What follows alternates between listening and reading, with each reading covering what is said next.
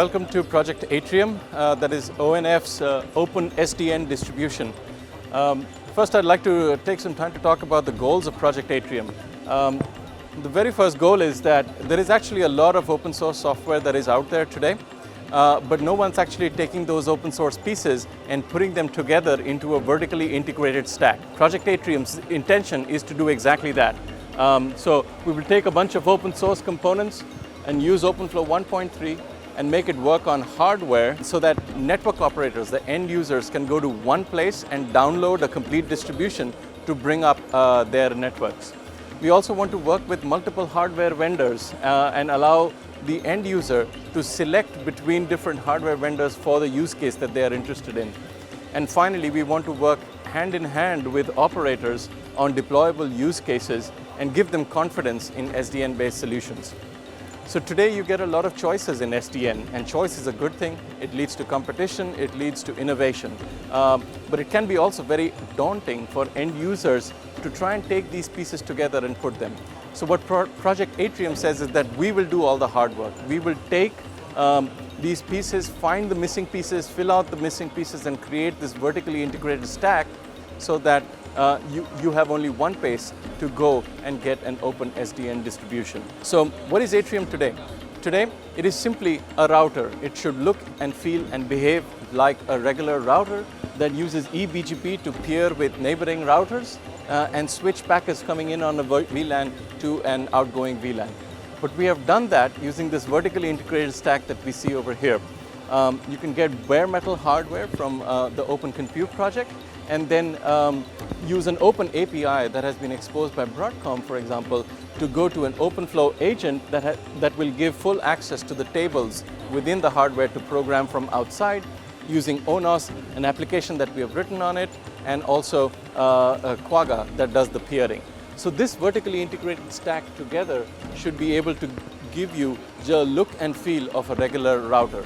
And we do that with not just white box equipment or bare metal hardware, but we have done it now on actually 7 different pieces of hardware. So we actually have built 7 different routers that work in the same vertically integrated stack. The one big challenge that we have encountered when working with multiple different pieces of hardware is that each hardware exposes a different set of tables and a different set of capabilities in the OpenFlow protocol. But we have come up with a means that you don't have to adjust in the application. You don't have to adjust to these different pieces of hardware. So what you can really do is just write the application one time and then write it to an interface, and under that interface it is implemented in different device drivers for the different pipelines that we are dealing with. So this is a major contribution of Project Atrium, where we have simplified the life of writing of application writers, because they don't have to worry about pipeline, lower level pipeline details. That is handled by the specific driver for that pipeline. But I want to now move on to the demonstration of the work that we have done. We have built a routed network with with traditional routers like Quagga and Viata. But we have also done that with these SDN-based routers. So what you see in this picture is that each router in this picture has its own private AS number, and then we are using eBGP peering between all of these routers, not just the SDN-based routers, but also the traditional ones, to create this routed network, which is advertising hosts from the ends. So, for example, if you look at any one of these routers, for example, the NoviFlow router, it is peering with 3 other SDN routers as well as the Viata router, but it is getting this network from 3 different BGP paths.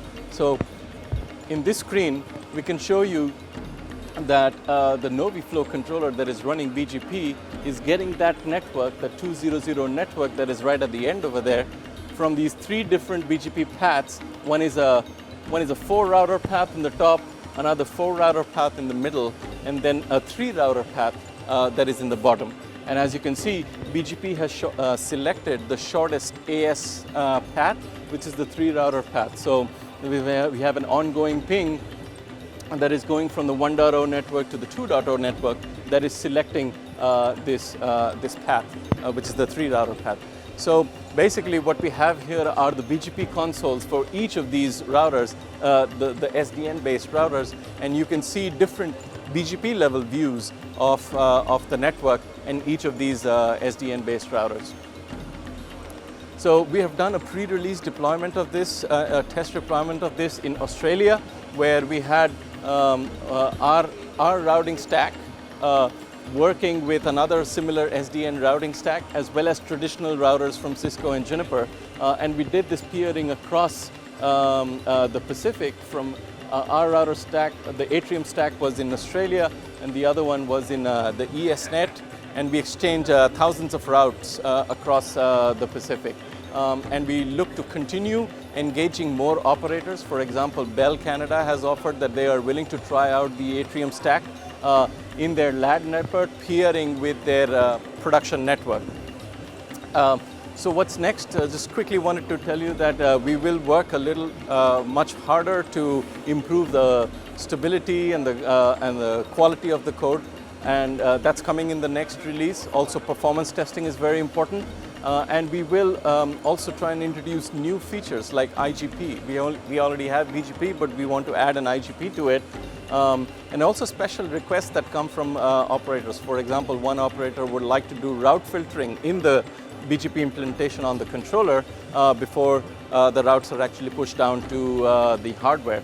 And finally, we are also looking at expanding this Atrium implementation on other controller platforms like the Open Daylight platform. So we encourage the community to join us. Every open source project lives and dies by the community it creates, and we are really encouraging everyone to join us in this community and add and help us in building this open SDN distribution. To summarize, we have brought together a lot of open source pieces and filled in the gaps in this first Atrium release that is going to come out at the end of this month. We have interoperated and built 7 different OpenFlow based hardware to build these routers. And we are looking to do more and more deployments as we engage with operators. So thank you very much.